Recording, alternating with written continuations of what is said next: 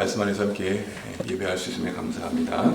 오늘 본문의 말씀을 가지고 헤롯 박해에 놓인 예루살렘 교회의 첫 번째 이야기를 함께 나누겠습니다.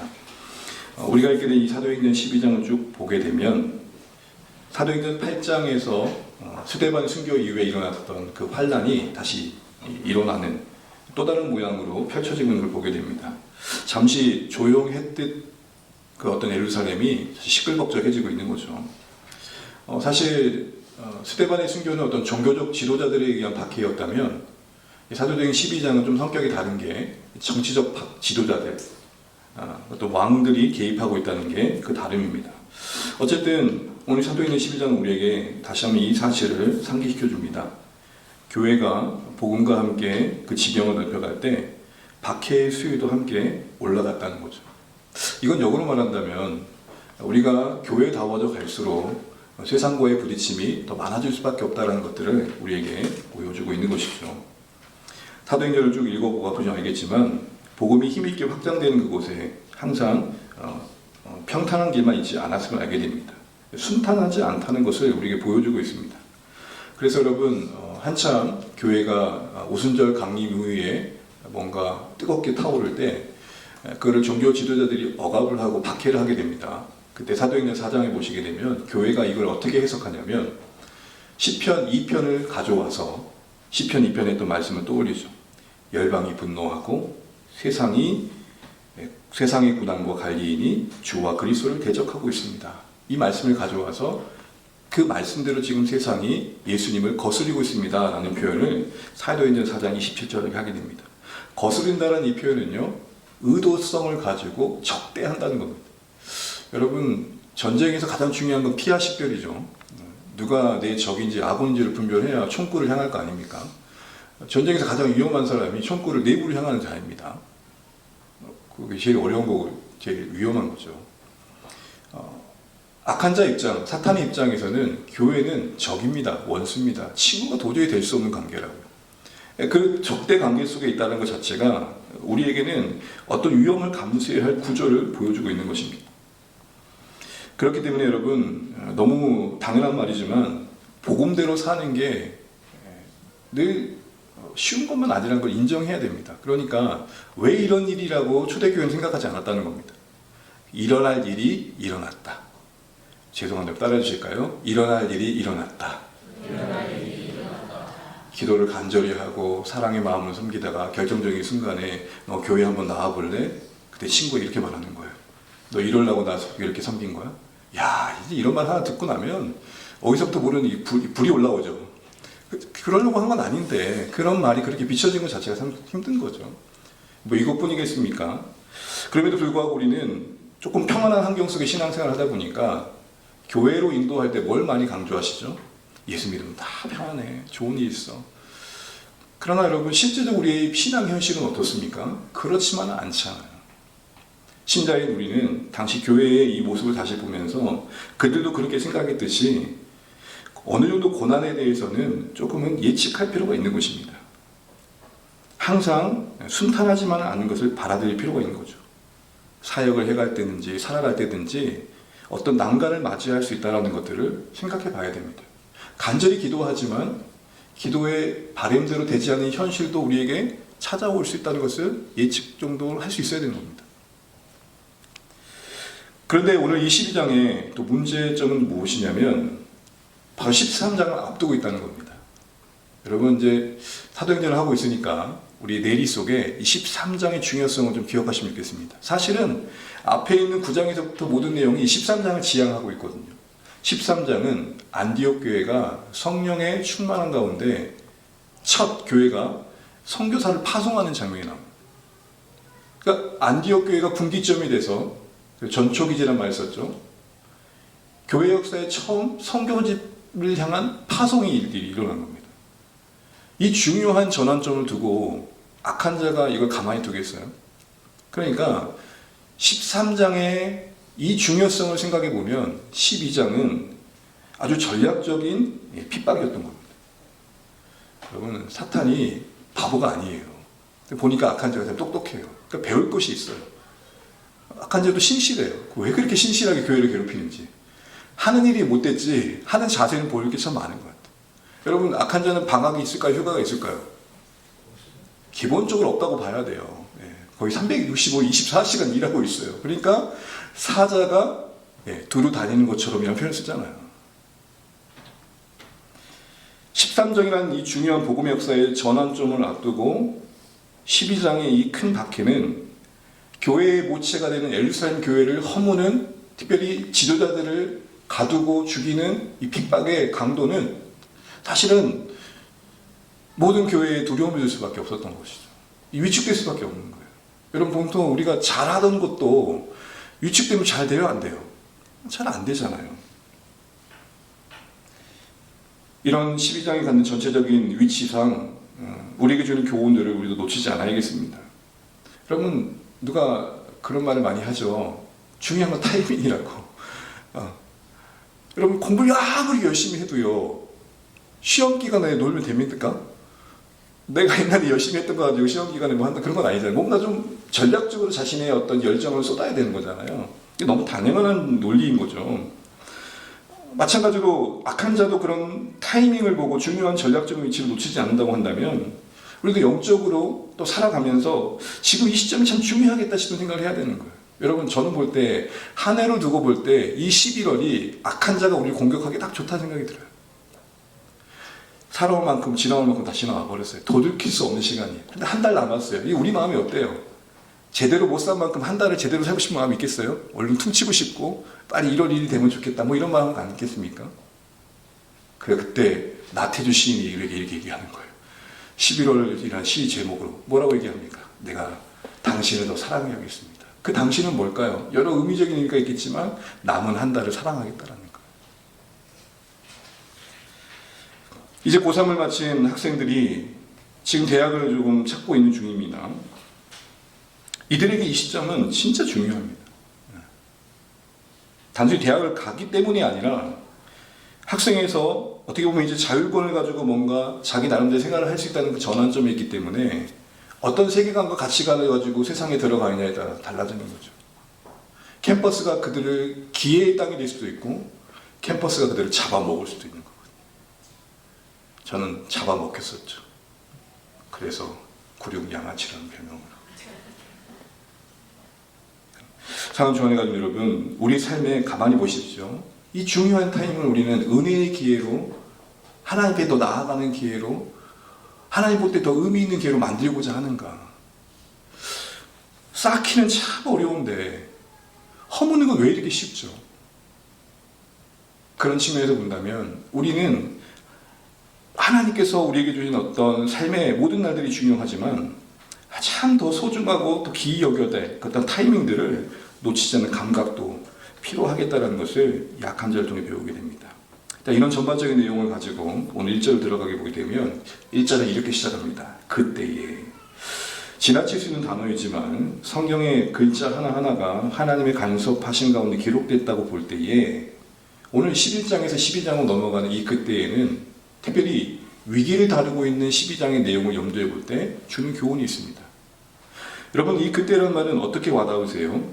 지금 12장은 11장에 그래도 좀 더 평온했을 때와는 다르는 12장의 박해의 현장으로 넘어가고 있습니다. 내용적으로 보면 그때는 뭘까요? 11장을 마무리하면서 11장으로 넘어가는 거죠. 한편에서는 안디옥 교회가 흉년을 겪는 예루살렘 돕기 위해서 부조를 준비하고 있어요. 얼마나 은혜로워요.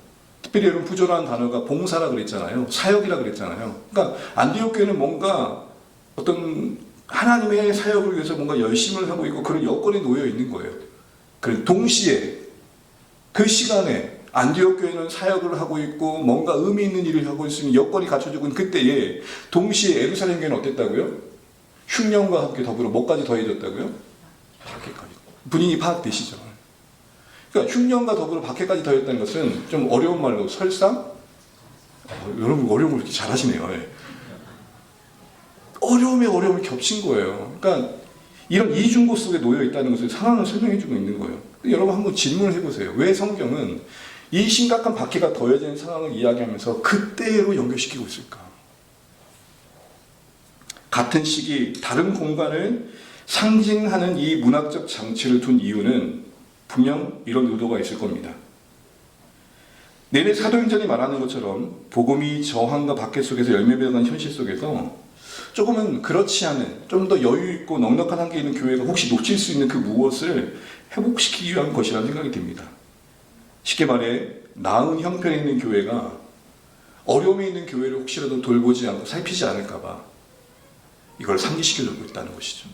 여러분, 내가 좀 배가 따뜻하고 여건이 좋으면 남들의 문제나 어려움이 쉽게 여겨져요, 와닿아요, 안 그래요? 사실 그러기가 쉽지 않아요. 나 배부르고 나면 주변 돌아본다는 게 그렇게 쉬운 일이 아닙니다. 사실 어쩌면 내가 배고파 봤기 때문에 그 배고픈 자를 헤아리는 것이죠.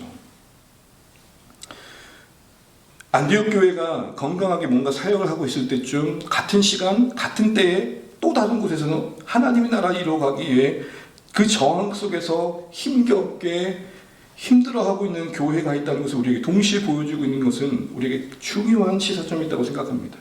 무슨 말일까요? 오늘 우리에게 적용해 본다면 우리가 예배드리는 이곳, 여러분 여기 오시는 동안 어떤 방해가 있으셨습니까? 혹시 이 출입구를 통과할 때 너 여기 건너면은 벌금 낸다 이런 말 들은 분 계십니까? 혹시 집에서 나오실 때 너 교회 가기만 해, 총 쏠 거야 그런 말 들은 적 있으십니까? 제일 방해거리는 누구예요? 누구세요? 누구? 나 아니에요, 나. 왠지 몸이, 희한하게 주일에는 몸이 무겁고, 마음도 괜히 깨림직하고. 오늘 우리가 예배드리는 이 시간에 큰 어려움은 없었습니다, 물리적으로는요. 그런데, 같은 시간, 이 시간에, 또 다른 곳에서 하나님의 백성들은 우리와 같지 않는 여건 속에 숨죽이며 예배하는 자들이 있을 수 있다는 것도 생각할 줄 아는 게 오늘 12장을 들어가면서 우리가 회복해야 할 마음이라는 것입니다. 우리가 어느 정도 주어진 여건에 평안히 예배에 집중할 수 있는 이때에 어떤 나라의 성도들은 지하실에서 속삭이며 예배하고 있습니다. 우리가 나름 보장된 여건 속에 예배하고 있을 그때에 어떤 성도들은 핍박 때문에 숨죽여 찬양하며 성경을 읽고 있습니다. 이 평화로운 날들에 우리가 예배하는 이 날에 어떤 곳은 전쟁의 포화 속에서 그 황폐한 상황 속에서 예배조차 드리기 어려운 상황에 놓여 있지요. 성경이 어려움이 예루살렘 교회에 임했다, 설상가상이다, 요걸 이야기하기 전에 평안하게 사역을 준비하고 있는 안디옥 교회와의 이 교회를 그때로 연결시키고 있는 점은 우리에게 오늘 다시 한번 이런 부분에 민감하기를 원한다 생각되어집니다. 사랑하는 주안의 가족 여러분, 내가 예배 드리고 있는 이 현장에 이 시간을 기이 여기는 것뿐만 아니라 같은 시간에 다른 곳에서 힘겹게 숨죽여 예배하고 있는 성도들도 떠올릴 수 있는 우리 사랑하는 주안의 가족 되시기를 바랍니다. 그렇게 될 때 우리의 예배 드림은 좀 달라지실 겁니다. 그렇게 될 때 우리의 기도의 지평은 좀 더 넓어지실 겁니다. 그렇게 될 때 우리의 감사는 더 깊어지실 겁니다. 그때 일어날 일들이 무엇이었습니까? 바로 헤롯 왕이 손을 들어 교회 중 몇 사람을 해하는 거였습니다.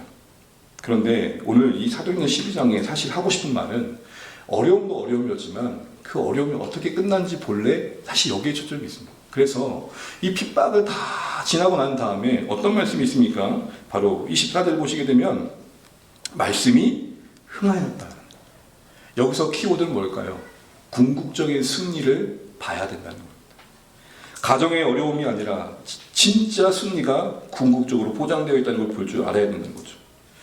오늘 상황을 이야기해서 헤롯 왕이 왜 이렇게 적극적으로 핍박을 하고 있는지 생각해 보면 오늘 좀 생각해 볼 것들이 있는데요. 여기서 헤롯 왕은 성경에서 곳곳 종종 등장한 헤롯들과 좀 헷갈릴 수 있는데, 여러분 예수님이 막 태어났을 때 2세 이하의 남자아이를 죽일 때가 있었죠. 그때 헤롯 왕은 헤롯 대왕입니다. 그 헤롯 대왕의 손자가 바로 헤롯, 오늘 본문의 왕, 조금 말하면 안티파스 1세입니다. 이 헤롯 가문은 발레스타인 지역의 분봉왕으로 로마로부터 지명받아서 그 분봉왕의 역할을 감당하고 있었습니다. 그런데 어떤 어려움이 있었냐면, 이들 헤롯 가문의 출신이 어디냐면 이둠의 에돔이에요. 에돔은 유대인들이 볼 때 경멸하는 민족이었고, 또 종교적으로 봐도 하위에 있는 민족이었고, 특별히 유대가 로마가 지배하기 전에 독립 왕조를 이룬 시기에 잠시 있었는데, 그때 에돔은 그 지배를 받았던 나라였어요. 근데 그리고 또 이방인이잖아요. 그런 출신의 사람이 유대인들을 다스린다는 것 자체가 유대인들에게 용납이 됐을까요? 안 됐을까요? 도저히 용납이 안 됐던 거예요. 그런 입장에서 분봉왕은 어떤 역할을 했어야 되냐면 맡겨진 지역에 평안하게 했어야 돼요. 여기서 밀란이 일어나고 시끄러운 일이 일어나면은 로마 황제 입장에서 이 왕을 자를까 안 자를까요? 자를 수밖에 없죠. 그러니까 로마 왕의 입장에서는 이 나라를 평안하게 이 지역을 다스려야 됐고, 그러자니 이 지역의 주요 민족인 유대인들의 뭘 얻어야 돼요? 지지를 얻어야 되는 거예요. 정리하자면 분봉 왕의 입지를 강화하기 위해 유대인들의 지지를 얻어야 될 상황에서 그가 할 수밖에 없던 최선은 뭐냐면 유대인들이 눈밖에 나지 않도록 환심을 얻는 거였어요. 그래서 그는 이 시대의 기록을 한번 역사서를 보게 되면 유세비우스라는 사람이 뭐라고 그러냐면 이 헤롯 안티파스는 진짜 신실하게 제사 드린 사람이었다고 표현합니다. 여러분, 이 사람이 하나님을 사랑했기 때문에 예배를 드렸을까요? 유대인들의 눈에 나지 않게 예배를 드렸을까요? 당연 보겠죠. 여러분 오늘도 보잖아요. 여러분 보통 정치인들이 하나님을 사랑해서 예배 드리는 건 아닌 것 같은데 여러분 어떻게 생각하시나요? 그런 입장이었던 거예요. 그런데다가 가만히 보니까 유대인들이 제일 꺼려하는 사람이 누구냐 했더니 신자들이었던 기독교들이 잘됐다. 그래서 했던 게 뭐냐? 교회를 공개적으로 박해하기 시작한 거예요. 그런데 그러고 났더니 효과가 난 거예요. 12장 3절 볼까요? 상반절입니다. 뭐라고 얘기하고 있죠? 유대인들이 이 일을 기뻐하는 것을 뭐 하고요? 보고. 지금 이 사람의 시선은 유대인들이 얼마나 나를 지지해 주냐에 거의 관심이 가 있고, 그 내면의 욕구는 뭐죠? 그래야 내가 권력을 유지할 수 있다는 거예요. 그러니까 유대인들이 보는 것을, 기뻐하는 것을 보고 있다는 것은, 그 자리에 간다는 것은 자기는 내 권력을 유지하는 게 가장 큰 기쁨입니다. 이런 말을 하고 있는 거죠. 그때 이 일은 뭐였습니까? 그가 단호하게 했던 그 첫 번째 일은 뭐였냐면 야고보 지도자를 칼로 죽인 거였습니다. 특별히 그 가정에 손을 들었다고 했는데, 이 손을 들었다는 표현은 뭐냐면 적극적인 행동을 상징합니다. 그리고 야고보가 칼로 죽였다 할 때 이 죽임의 의미는 뭐냐면 참수예요. 그러니까 칼로 찔렀다가 아니에요. 참수는 뭔지 아시죠? 뭘 베인 거예요? 그럼 사형수에게도 인권을 존중해서 최대한 좀 모멸감을 느끼지 않게 사형을 하는 그런 어떤 고려들이 있잖아요. 목배였다라는 건 뭘까요? 이걸 보고 있는 사람들에게 뭘 갖게 하는 거예요? 공포감을 갖게 해서 이 야고보의 죽임으로 교회를 좀 더 유축시키는 공포정치를 펼친 거죠. 근데 효과가 있었던 거예요. 유대인들이 너무 좋아하는 거예요. 내친 김에 누구도 잡아들여요? 멈추지 않고 여론이 좋아지자 베드로까지 잡아들여요. 근데 마침 6월절 기간이에요. 유대인들은 6월절 기간에 사용하는 걸 되게 좋아하지 않거든요. 그러니까 6월절 지날 때까지 기다려야 되는데 혹시 도망갈 줄 모르니까 4명의 군사로 4조를 짜가지고 아주 빡세게 지키고 있었던 거예요. 근데 궁금하죠. 왜 이렇게 한 사람을 빡세게 지킬까요? 경험이 있거든요. 어떤 경험이요? 사도행전 5장에 보게 되면 사도들이 종교 지도자들 때문에 잡혀있다가 천사가 문을 열고 성전에 보내줘가지고 어떻게 그렇게 기적적으로 나와가지고 가리켰던 장면이 있잖아요. 그러니까 한번 빠져나갔던 기억이 있으니까 이번에는 용납 안 해 하고 꽁꽁 묶고듯이 지켰던 거예요. 여러분 교도소에 누군가 탈옥수가 생겼어요. 그러면 그 탈옥수는 더 관리할까요? 그냥 그대로 내둘까요? 한 번, 두 번 더 탈옥의 경험이 있는 사람들은 어떻게든 더 꽁꽁 지킬 거 아닙니까? 바로 그런 분위기였습니다. 그래서 군인 4씩 4패, 4명씩 4교다라는 아주 빡세게 그를 묶어두었죠. 우리가 읽지 않았지만 6절에 보게 되면 그렇게 한 것만이 아니라 군인 2사람 사이에 베드로를 뒀어요. 그러니까 나를 두고 제 양옆에 군인들이 늘 계속 있었던 거예요. 24시간 내내. 기가 막히죠. 이렇게까지 할 정도로 철저히 지켰고, 그만큼 베드로는 그 철저한 만큼 죽음은 분명했었던 거죠. 바로 이런 위기가, 지도자를 잃어버린 이 위기가 흉년과 함께 설상가상으로 예루살렘에 임했고 그게 큰 어려움이 되었다는 것입니다. 그런데 여러분 결론을 보실까요? 이 위기는 어떻게 맞춰집니까? 사도행전 12장 23절 보시게 되면 함께 읽겠습니다. 헤롯이 영광을 하나님께로 돌리지 아니하므로 주의 사자가 고치니 벌레에게 먹혀 죽음이라. 그렇게 자신의 왕권을 지키기 위해서 온갖 일을 서슴지 않았는데 지켰어요? 못 지켰어요? 못 지켰죠. 그리고 그 결과가 어떻습니까? 24절에 하나님의 말씀이 흥황하여 더하더라. 여러분, 저는 여기서 더하더라는 표현을 주목하시면 좋겠어요. 박해 때 야곱을 잃었어요. 그 핍박의 시기에 많은 것들을 또 잃어버렸을 거예요. 그런데 그 기간을 지나고 난 다음에 성경은 뭐라 그래요? 뭘 얻었대요? 더 얻었대요. 하나님의 말씀이 더 힘있게 역사했을 뿐만 아니라 뭔가를 얻는 기회가 됐다라는 거예요. 여러분, 인생을 살아가시는 가운데 경험해 가시는 것 중에 하나가 무엇입니까? 잃은 줄 알았는데 잃은 게 사실이에요. 그런데 잃은 것만 있지 않더라. 그 더해지는 은혜 속에서 오늘 성경은 우리에게 무엇을 분명히 하고 있습니까? 헤롯이라는 어떤 거대한 박해의 물결이 휩쓸고 지나갔지만 잠시 그래서 교회는 위축당하고 뭔가 멈칫하는 듯 했지만 결국 멈춰 세울 수는 없었다.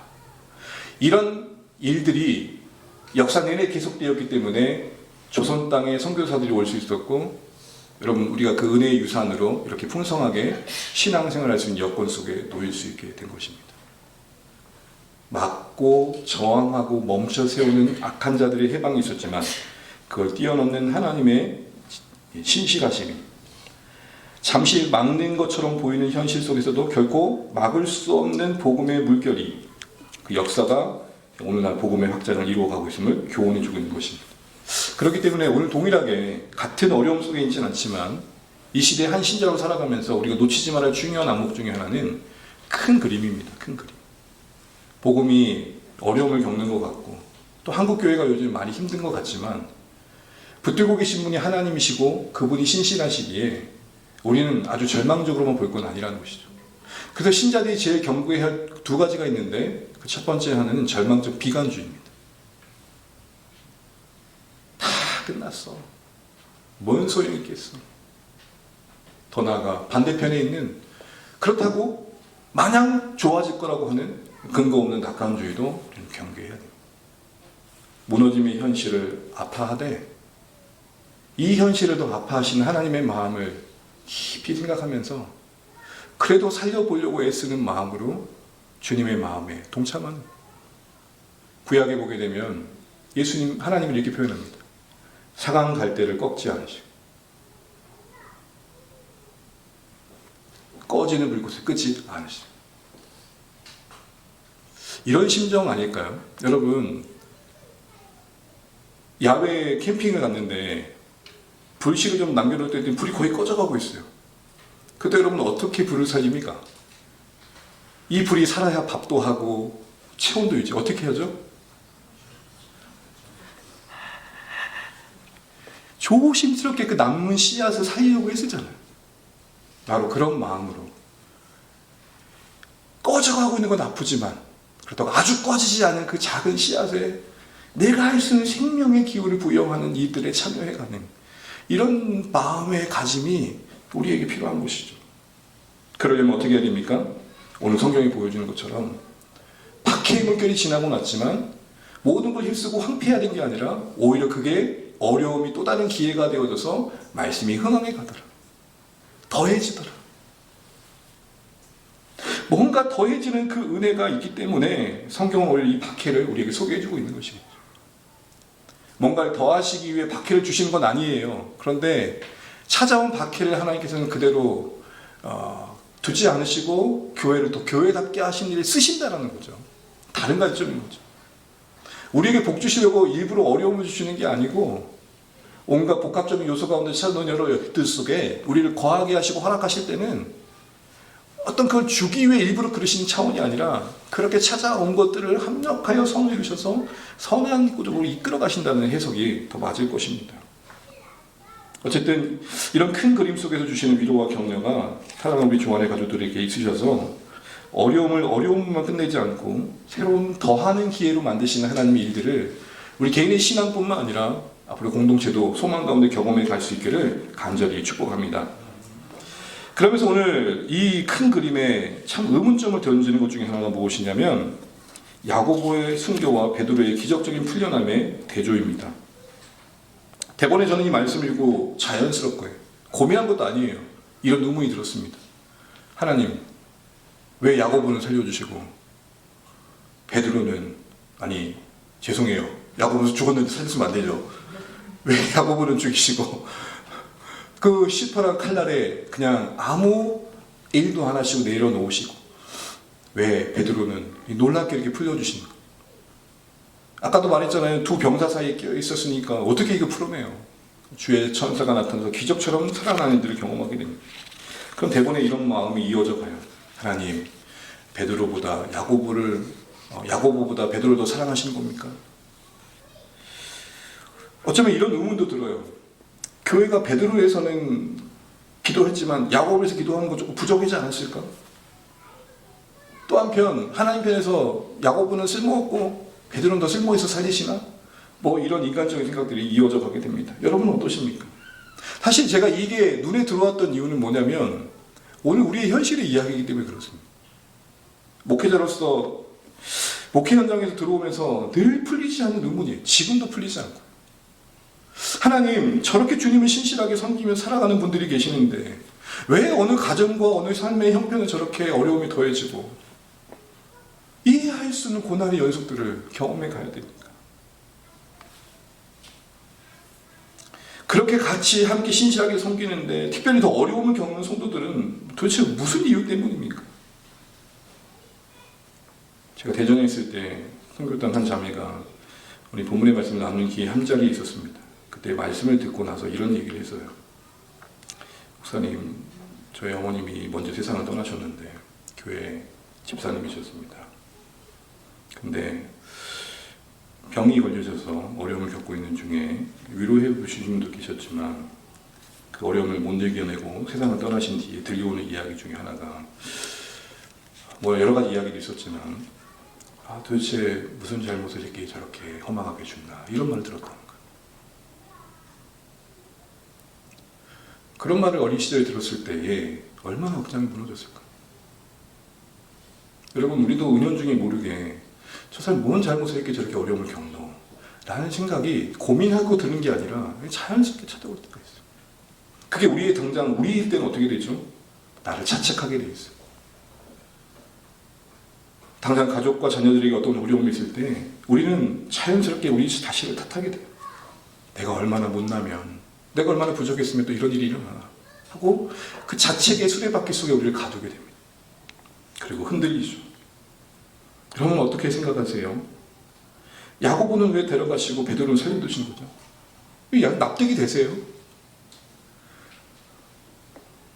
한참 힘내어서 일을 했어야 야고보 아닙니까? 그리고 여러분 기억해 보시면 알겠지만 예수님이 제자 그룹들을 데려가실 때 항상 회식 그룹으로 데려갔던 베드로, 야고보, 요한의 그 야고보입니다. 그리고 오늘 본문에서 얘기할 건 아니지만 한번 생각해 볼 것은 야고보의 형제 요한은 더 오래 살아요. 퀴즈를 한번 낼게요. 12제자 중에 제일 오래 산 사람 누굴까요? 어떻게 아셨어요? 요한계시록의 성경의 마지막인데 그 요한이에요.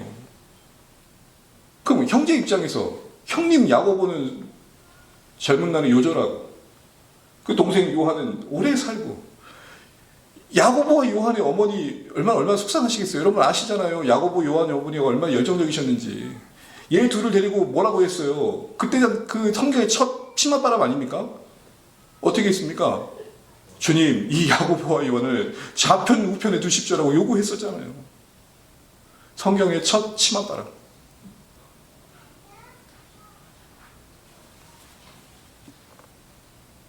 그 어머니의 마음은 어땠을까요? 여러분 이런 현실을 우리는 어떻게 이해해야 될까요? 오늘 본문 안에서 좀 생각을 해보자면 당시에 교회가 이 야고보의 순교를 어떻게 이해했는지 생각해 보면서 좀 우리는 나아갈 방향을 찾아볼 수 있을 것 같습니다. 우리 12장 5절 한번 같이 한번 읽어보겠습니다. 시작. 이에 아멘. 이런 질문을 해보죠. 만일요 교회가 자신들의 기도가 거절당했다고 확신했다면 야고보가 어려움을 겪을 때 잡혀갔을 때 기도하지 않았을까요? 긴급 기도 제목이 올라갔을 겁니다. 그런데 순교하게 된 거예요. 그들의 기도가 거절당했다고 그래서 생각했다면 베드로 이어서 붙잡혀간 상황에서 기도가 쉽게 가능했을까요? 제가 아는 청년이 이런 말을 했어요. 목사님, 제가 이제 교회 안 다니는 이유는 한 가지예요. 정말 집에 간절한 문제가 있었거든요. 그렇게 기도했는데 응답이 안 되더라고요. 그래서 저는 단정했어요. 하나님 안 계시다. 여러분, 그렇게 중요한 야고보가, 그렇게 소중한 야고보가 잡혔을 때, 그 죽음의 위기 속에 있을 때 교회는 기도했을 거예요. 근데 그 기도대로 안 됐잖아요. 설마 교회가 죽이라고 기도했을까요? 살려달라고 기도했을 거예요. 그런 상황에서 이어진 베드로를 향한 간절한 기도는 우리에게 당혹감을 주는 거예요. 도대체 이 사람들은 뭐지? 너무 간절했던 기도 제목이 꺾이고 나면 기도할 맛이 나요, 안 나요? 안 나요. 저는 그럴 것 같아요. 정말 간절했었는데 그 기도가 안 이루어진 허망함 앞에 놓이면 기본적인 고민을 하게 될 것 같아요. 하나님 계신 거 맞아요? 이러식입니까 진짜? 이런 생각할 것 같아요. 근데 교회는 어떻게 되죠? 베드로가 잡힌 상황에서 야고보 순교 이후에 더 간절하게 기도했다고 합니다. 오늘 이 본문을 풀기 위해서 중요한 단서 하나가 있는데 그것은 무엇이냐면 간절이에요. 여러분 괜찮으시면 간절히 한번 동그라미 쳐보세요. 동그라미 치되 간절히 동그라미 쳐보세요. 간절히. 이 간절이란 말은 우리 눈에는 지나칠 수 있는 단어지만 사도행전을 지은 누가와 누가복음을 지은 누가의 연결성에서 보면 의미가 있어요. 왜냐하면 여러분 이거는 하는 상식적으로 아십시오. 누가는 누가복음도 쓰면서 사도행전 쓰면서 어떤 장치를 마련했냐면 예수님이 하셨던 일들을 상기시키는 단어를 제자들에게서 늘 쓸 때가 있어요. 뭘까요? 연결짓는 거죠. 예수님이 지금 세상을 떠나시고 부활하시 승천하신 상황에서 그 빈자를 교회가 채우고 있고 예수님이 하셨던 대로 교회가 따르고 있습니다를 보여주기 위해서 예수님이 하셨던 행적을 말하는 표현을 교회 가운데 썼어요. 지금 예수님이 이 세상에 부재하지만 교회는 그 예수님을 드러내고 있습니다. 이런 차원에서 말입니다. 그렇게 보면 이 간절히도 그런 의미인데요. 누가복음 22장 44절 같이 한번 읽어볼까요? 시작. 예수께서 힘쓰고 해서 더욱 간절히 기도하십니다. 이 단어를 왜 주목시키냐면 같은 단어는 여기밖에 없거든요. 그러니까 예수님이 십자가 앞에 간절히 기도하셨던 그 간절히가 지금 오늘 베드로를 위해 기도하는 교회의 간절함으로 재현되고 있는 거예요. 그렇기 때문에 간절이라는 것은 원하는 바를 이루기 위해서 애썼다 이런 말이 아니라 이렇게 번역할 수 있는 거죠. 예수님처럼 그들이 기도했다. 간절히 밑줄 치고 이꼬루 예수님 마음으로 예수님처럼 십자가를 앞둔 예수님 그 기도대로 기도했다는 거예요. 그렇고 나면은 이 베드로의 기도의 내용이 조금은 다르게 와닿아요. 단순히 살려달라는 기도는 아니었을 거라는 걸 알게 돼요. 그건 야고보도 마찬가지였겠죠. 그럼 어떤 기도였을까? 예수님의 기도는 뭐였습니까? 십자가 앞에 있던 예수님의 기도는 뭐였죠? 이 잔을 내게서 옮겨주십시오. 예수님도 십자가는 고통스러운 걸 아시니까 힘들었던 거죠. 그러나 그걸로 끝내지 않고 뭐라고 기도를 마무리하셨죠? 내 원대로 마옵시고. 이 기도의 구조를 교회가 따라했다라는 거예요. 이야, 이러고 보니까 야고보의 죽음을 그리고 이어진 베드로가 붙잡혔을 상황을 교회가 어떻게 헤아렸는지를 알게 돼요. 추측만 그런 게 아니라 오늘 박해 가운데서 교회가 보였던 또 다른 기도의 장면에서 그걸 확인하게 됩니다. 사도행전 4장 29절 31절 예수님의 간절함을 닮은 기도가 거기서 표현됩니다. 같이 한번 읽어볼게요. 시작. 주여 이제도 그들의 위협함을 굽어보시고 또 종들로 하여금 담대히 하나님의 말씀을 전하게 하여 주시오며 손을 내밀어 병을 낫게 하시옵고 표적과 기사가 거룩한 종 예수의 이름으로 이루어지게 하옵소서 하더라. 빌기를 다음에 모인 곳이 진동하더니 무리가 다 성령이 충만하여 담대히 하나님의 말씀을 전하니라. 아멘. 위협함 가운데 있었을 때에 그들의 기도는 뭐예요? 위협함 없애주세요가 아니에요. 이 위협한 상황을 보십시오. 이 상황 속에 우리가 있습니다. 그런데 하나님 걱정하지 마세요. 저희 담대하고 싶어요. 도망치지 않을 겁니다. 감당해 갈 겁니다. 그들이 우리를 예수 믿는 복음 때문에 핍박할지라도 우리 이겨낼 겁니다. 다만 바라는 것은 우리가 물러나지 않고 이겨낼 수 있는 힘을 주시고 마음을 주시고 사랑을 주시고 견딜 수 있는 용기를 주십시오. 이 어려움 없애주세요가 아니고 이 어려운 가운데 우리가 있어요. 주님 보고 계시죠? 저희 잘해내고 싶을 때니까 힘주세요. 이가 피할 수 있으면 좋겠지만 그럴 수 없다면 저희 담대하게 마주하고 싶으니까 우리에게 은혜 주세요. 이런 기도를 드리고 있는 겁니다. 이런 기도의 구조 속에 본다면 야곱을 향한 그들의 기도는 단순히 무사하기만을 바라지는 않았을 겁니다. 어떻게 기도했을까요? 하나님, 야곱 사도가 붙잡혔어요. 저 헤롯의 손길에서 건져주세요. 그러나 혹 그가 목숨의 위협을 받는 순간이 있다면 믿음 타협하지 않도록 도와주세요. 그 담대함을 분명히 구했을 것입니다. 가혹한 신문과 채찍질 가운데 신앙 부인하지 않도록 도와주세요. 어떤 고통순간을 맞이해도 지금 당하는 고난보다 더 큰 영광의 날들을 비교할 수 없는 날들을 바라볼 수 있도록 도와주세요. 그가 살든지 죽든지 운명은 하나님께 있음을 믿고 그 상황을 하나님 기쁨이 되는 방향으로 갈 수 있도록 흔들림 없도록 도와주세요. 이렇게 기도했을 겁니다. 그런데 안타깝게도 야고보는 순교했죠. 속상했을 겁니다. 그러나 그렇기 때문에 그걸 기도의 거절로 여기진 않았을 거예요. 왜요? 살려달라만 한 것도 아니라 혹시 죽게 된다면 영광스럽게 죽음을 맞이하게 달라고 기도했던 게 그들의 기도였기 때문에 야고보의 순교는 참 아쉽고 힘들고 괴로웠지만 하나님이 일하지 않으신다고 생각하지는 않았다라는 것입니다. 적어도 야고보의 이 순교를 대하는 당시 교회의 마음은 어땠을까요? 먼저 세상을 떠난 신자의 안타까움을 이야기하면서도 오히려 그를 순교로 받으신 하나님께 영광 돌리면서 남겨진 그들의 마음은 또 모아졌을 거예요. 저렇게 주를 위해 용기 있게 가는 순교자 야고보처럼 우리도 믿음을 지키자!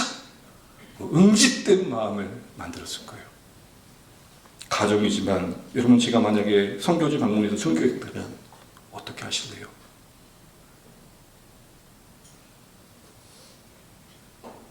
갑자기 이런 질문을 하는 건 좀 너무 실례죠.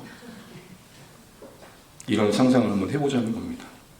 야고보의 순교가 오히려 그들을 죽음 앞에도 담대하게 하고 응집시키고 그래서 베드로를 향한 더 간절한 기도를 이어가게 했던 것입니다.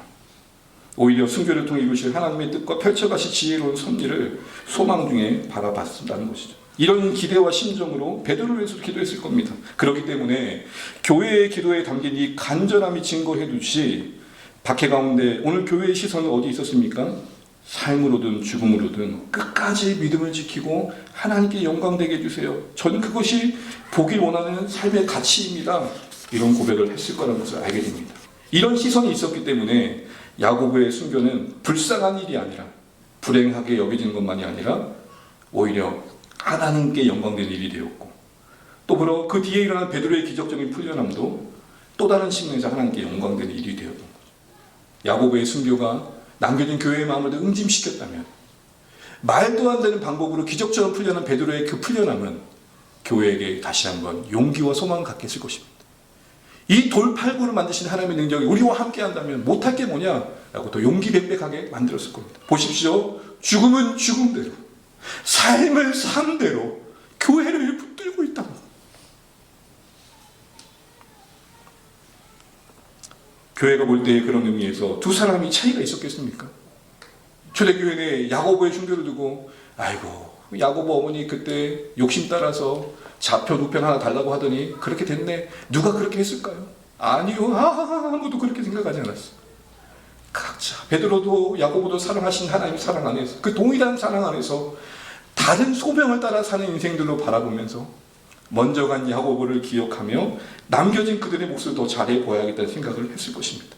또한 살아있는 베드로와 함께 보존하신 그 하나님의 은혜의 뜻을 헤아리면서 함께 마음을 모았을 것입니다. 무슨 말입니까? 야고보는 순교했고 베드로는 살아났지만 각각 달랐지만 두 경우 모두 다 하나님께 영광을 돌리는 동일한 자리였다는 것입니다. 다음 주안의 가족 여러분, 그렇게 우리는 드러난 결과만을 가지고 신앙적 판단을 쉽게 하시면 안 됩니다. 중요한 건 뭐냐? 그 사람이 무엇을 지향하면서 겪는 고난인가?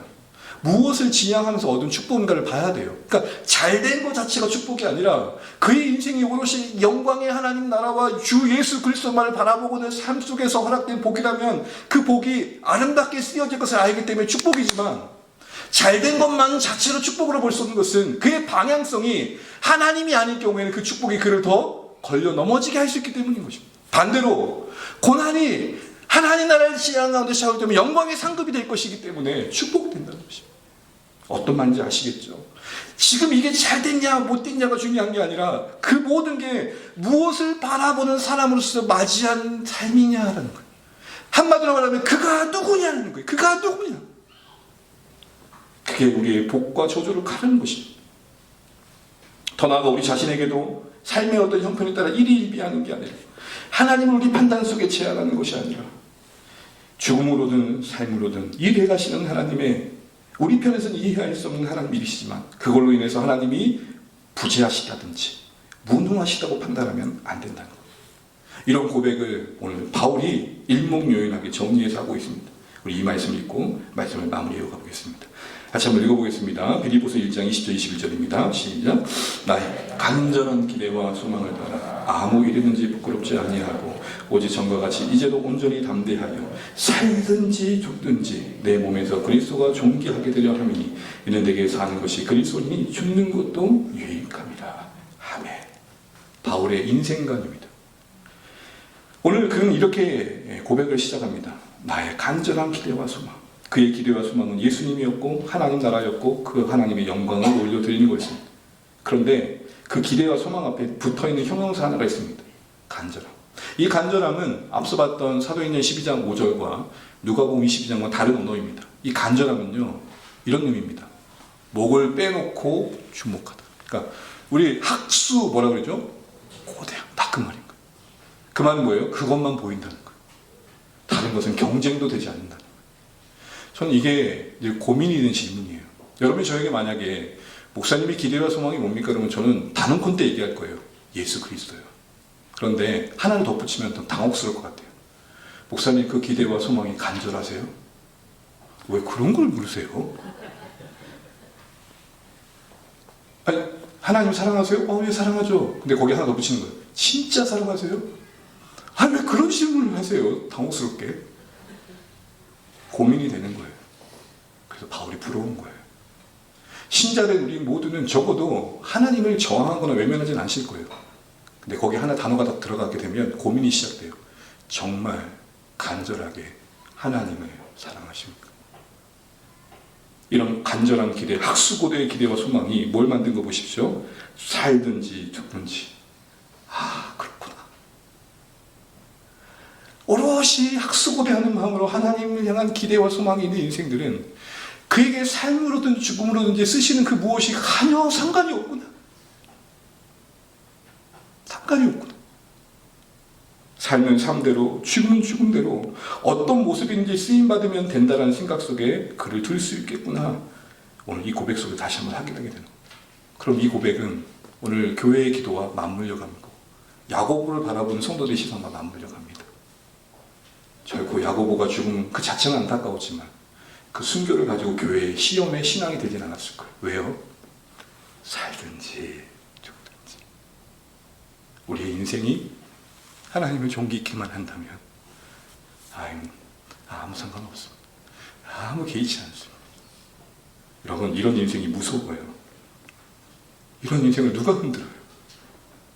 이런 인생을 누가 빼앗아요? 이러고 보니까 오늘 본문은 두 가지 시선의 대립을 보이고 있습니다. 3절 다시 한번 읽고 말씀을 이제 많이 짓겠습니다. 함께 읽죠.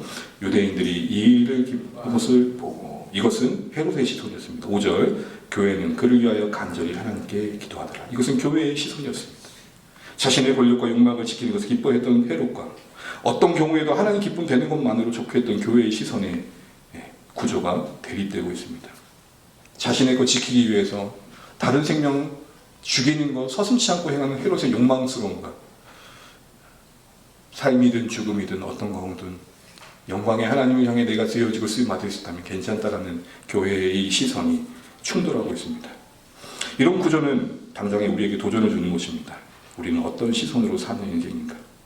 장주연의 가족 여러분, 학수고대하는 기대와 소망, 다른 말로 말해 기쁨이 하나님께 있는 인생들에게는 삶의 여러 선택들을 해가겠지만 혹 그 선택이 내가 원하지 않은 결과를 찾아온다 할지라도 I don't care. 괜찮아요. 이걸 통해서라도 내가 하나님께 영광 돌릴 수 있는 데 쓰여지고 있다면 그걸로 감사해요. 이런 고백을 하게 되는 것입니다. 그리고 그 고백이 야고보의 순교와 베드로의 풀려나는 사이에서 그 누구를 더 낮게 여기는 신앙적인 마음을 만들어낸 게 아니라 죽음은 죽음대로, 기적은 기적대로 오직 하나님께 영광 돌리는 도구로서 그들을 인도했던 것입니다. 그러기에 여러분 바로 정립하시면 있겠습니다. 여러분의 기쁨은 무엇입니까?